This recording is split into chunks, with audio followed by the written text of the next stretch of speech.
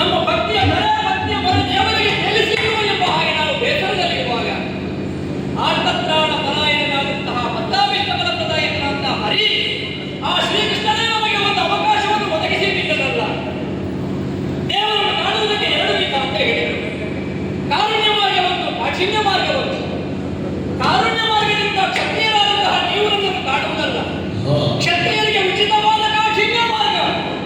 ನಿನ್ನ ಸತ್ವವನ್ನು ತತ್ವವನ್ನು ತೋರಿಸಿ ನನ್ನನ್ನು ಧರಿಸಿಕೊಳ್ಳಿ ಎಂಬ ಹಾಗೆ ಹೇಳಿದ ಹಾಕುತ್ತಲ್ಲ ದೇವರು.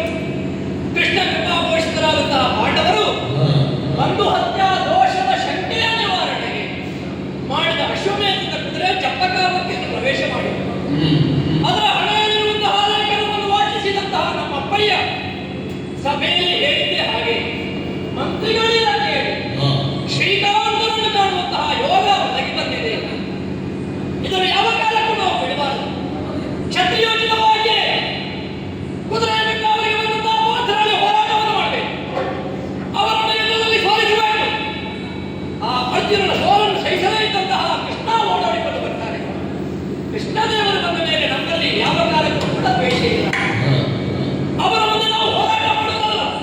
ಕಟ್ಟಿದ ಕುದುರೆಯನ್ನು, ಕಪ್ಪಗಾಣಿಕೆಯನ್ನು, ಹೆಜ್ಜೆಯನ್ನು ನಮ್ಮನ್ನೇ ನಾವು ಅವರ ಪಾದಗಳಿಗೆ ಅರ್ಪಿಸಿಕೊಟ್ಟು ಜನರ ಮರಣಗಳ ವಿಷವಂತದಿಂದ ಪಾರಾಗಿ ಪರಮ ಸಾಯುಜ್ಯವನ್ನು ಕೈವಲ್ಯವನ್ನು ಪಡೆಯಬೇಕು. ಇದು ನಮ್ಮ ಉದ್ದೇಶ. ಹಾಗಾಗಿ ನನ್ನ ಮಗನಾದಂತಹ ಸುಧರ್ಮನನ್ನೇ ಸರ್ವಸೇನಾನಿ ಎಂಬ ಹಾಗೆ ಉದ್ಘೋಷಿಸಿದ್ದೇನೆ. ಚಂಪಕಾವತಿ ಎಲ್ಲರೂ ನಾಳೆ ನಡೆಯುವ ಯುದ್ಧಕ್ಕೆ ಸಿದ್ಧರಾಗಬೇಕು. ಯಾರು ಯುದ್ಧಕ್ಕೆ ಹಿಂದೆ ಉಳಿಯುತ್ತಾರೆ ಅವರನ್ನು ಕುದಿಯುವಂತಹ ಎಣ್ಣೆಯ ಕಪ್ಪರಿಗೆ ಹಾಕಲಾಗುವುದು. ಅದರಂತ ಪ್ರಜೆಗಳ ಯುದ್ಧಕ್ಕೆ ದ್ವೇಷ ಉಂಟು ಅಂತ ಅಲ್ಲ. ಕೃಷ್ಣನನ್ನು ಕಾಣುವ ಅನಿವಾರ್ಯತೆ ನಮಗೆ ಎಷ್ಟುಂಟು ಅನ್ನುವುದಕ್ಕೆ ಅವರು ಕೊಟ್ಟಂತಹ ಕಠಿಣವಾದಂತಹ ಶಿಕ್ಷೆಯೇ ಕಾರಣ. ಅವರ ಮಾತನ್ನು ಕೇಳಿ ಸಂತೋಷಪಟ್ಟವ ನಾನು. ಯಾಕೆ?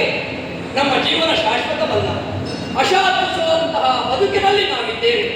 ಹುಟ್ಟುವಾಗಲೇ ಮರಣದ ಗಂಟನ್ನು ಹೊತ್ತುಕೊಂಡು ಗುಂಪಿನಿಗೆ ತಲೆ ಇಟ್ಟು ಬರುವಂತಹ ನಮ್ಮ ಜೀವನದಲ್ಲಿ ಇಂತಹ ಒಂದು ಸುವರ್ಣ ಅವಕಾಶ, ಅದರಲ್ಲಿ ಸ್ವರ್ಗಲೋಕದಲ್ಲಿ ಕಿರೀಟಿ ಎಂಬ ನೆಗಟಿಯನ್ನು ಪಡೆದ ಆ ಕಿರೀಟಿಯೊಡನೆ ಹೋರಾಟ ಮಾಡುವ ಯೋಗ ನಮಗೆ ಸಿಕ್ಕಿತಲ್ಲ.